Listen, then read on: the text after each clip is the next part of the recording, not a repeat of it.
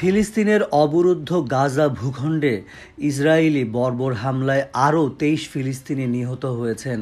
এতে করে উপত্যকাটিতে নিহতের সংখ্যা বেড়ে প্রায় ৪৫,৪০০ জনে পৌঁছেছে। এছাড়া গত বছরের অক্টোবর থেকে চলা এই হামলায় আহত হয়েছেন আরও লক্ষাধিক ফিলিস্তিনি। এক প্রতিবেদনে এই তথ্য জানিয়েছে বার্তা সংস্থা আনাদোলু। প্রতিবেদনে বলা হয়েছে, গাজা উপত্যকায় ইসরায়েলের চলমান হামলায় কমপক্ষে আরও ২৩ জন ফিলিস্তিনি নিহত হয়েছেন। এতে করে গত বছরের অক্টোবর থেকে এ পর্যন্ত মোট মৃতের সংখ্যা বেড়ে ৪৫,৩৬১ জনে পৌঁছেছে বলে বুধবার অবরুদ্ধ এই ভূখণ্ডের স্বাস্থ্য মন্ত্রণালয় জানিয়েছে।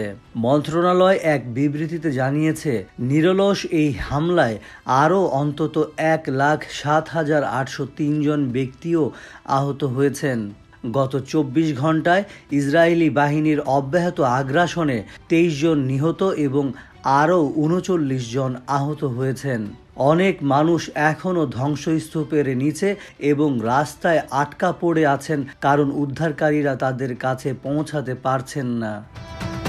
ফিলিস্তিনি স্বাস্থ্য কর্তৃপক্ষ মনে করছে, গাজা উপত্যকা জুড়ে ধ্বংস হওয়া বাড়ির ধ্বংসস্তূপের নিচে এখনও ১০,০০০-এরও বেশি লোক নিখোঁজ রয়েছেন।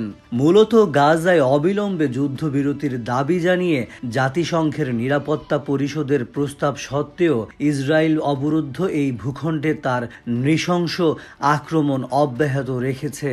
উল্লেখ্য, হামাসের নজিরবিহীন আন্তঃসীমান্ত হামলার পর থেকে ইসরায়েল গাজা উপত্যকায় অবিরাম বিমান ও স্থল হামলা চালিয়ে যাচ্ছে। ইসরায়েলি এই হামলায় হাসপাতাল, স্কুল, শরণার্থী শিবির, মসজিদ, গির্জা সহ হাজার হাজার ভবন ক্ষতিগ্রস্ত বা ধ্বংস হয়ে গেছে। মূলত ইসরায়েলি আক্রমণ গাজাকে ধ্বংসস্তূপে পরিণত করেছে। জাতিসংঘের মতে, ইসরায়েলের বর্বর আক্রমণের কারণে গাজার প্রায় ৮৫% ফিলিস্তিনি বাস্তুচ্যুত হয়েছেন, আর খাদ্য, বিশুদ্ধ পানি এবং ওষুধের তীব্র সংকটের মধ্যে গাজার সকলেই এখন খাদ্য নিরাপত্তাহীন অবস্থার মধ্যে রয়েছেন।